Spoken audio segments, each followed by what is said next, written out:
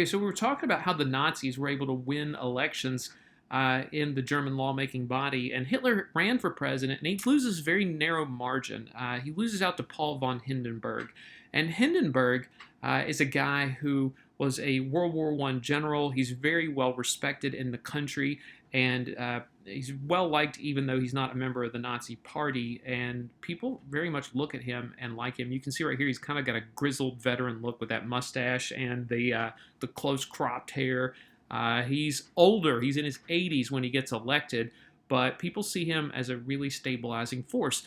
And Hindenburg is aware that the Nazis pose a potential threat because of their threats about rearming, about blaming the Jews and communists for all the problems. He sees them as a potential danger. And he decides, though, that the best way to keep the Nazis and Hitler under control is to give Hitler a job in government. And he's like, if we put Hitler in charge of a particular government position, he'll be too busy plotting and scheming, and he'll find out that running the government can be a really difficult task. So Hindenburg makes Hitler the prime minister. President of Germany got to choose the prime minister, and both those roles had different jobs. Paul von Hindenburg was mostly over foreign affairs and the military, whereas Hitler, as prime minister, would be responsible for the day-to-day affairs of government. And prime minister is a term that we use in the Western world, but I think the Germans refer to him as chancellor.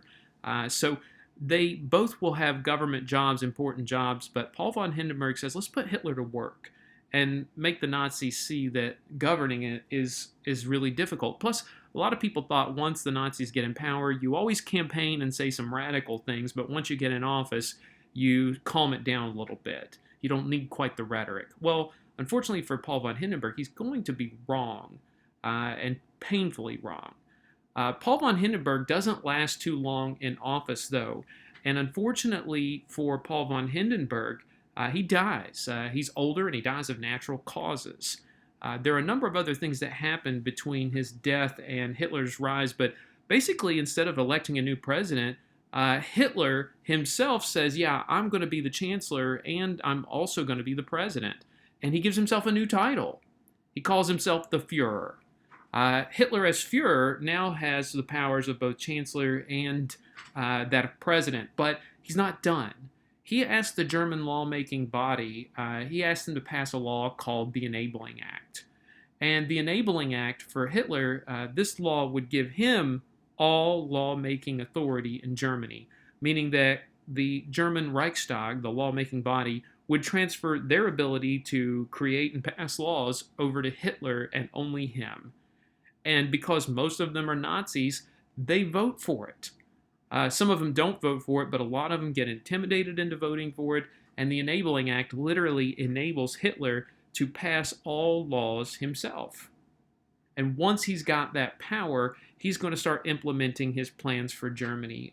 One of the plans that he wanted to implement was something called living space. He uses a German term, Lebensraum, and Lebensraum simply means living space. He says the German people need additional land. And he also said, we're going to get it from Eastern Europe. He says those people are not only communists, they're Slavs, they're an inferior race, and we're going to take it from them. So he has grand ideas, and this was not a secret either.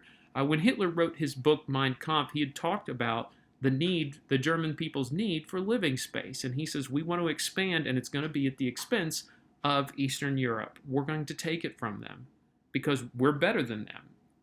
Okay? So he starts implementing that plan. Now, Hitler is also going to try to make good on a number of other promises, one of which is dealing with rearmament. In the 1930s, because the Soviet Union was dealing with a lot of other issues and they were a little concerned about Hitler and his rise to power, they're not going to allow the Nazis to secretly test new weapons in the Soviet Union anymore. So Hitler's going to have to reveal that Germany not only has been rearming and testing new weapons, but they're going to continue to do so in the future. And notably, not many people really step up and protest. Okay, 1936, you're going to see that the German military that you see here, the building and the procurement of tanks, they're going to put that into action in a way. And their first real test is they want to move the military into the Rhineland. You can see the Rhineland is that little buffer area between France and Germany. It's technically part of Germany, but the Treaty of Versailles said Germany could not move military into the Rhineland. It's demilitarized. And remember, the Locarno Pact in the 1920s specifically gets France out of that area, the Ruhr Valley, and it says that's just going to be demilitarized, no military's there. And that way France felt a little bit good about themselves because they know that Germany couldn't launch a surprise attack against them. They'd have to go through that demilitarized zone first. Well, Hitler decides that, you know what, this is ridiculous. This is our land. We're going to march the military in there. And so you see the Nazis marching the German army into the Rhineland, and they're like, we're going to station our military here because it's our land. The French probably had the power to go in and stop them if they wanted to, but they didn't really have any support. Remember, they're looking for friends here. They're looking for an international alliance to stand against Germany with them, and they don't get it. You see another picture here where German soldiers marching in, and what is also notable, you see the people there giving the Hitler salute to the German army as they come in. So they demilitarize. The demilitarized Rhineland now has the military back in it, and the rest of the world just kind of shrugs it off. Remember, a lot of other countries are dealing with their own problems, including the Great Depression, so Hitler rearming is kind of, they kind of overlook it, right?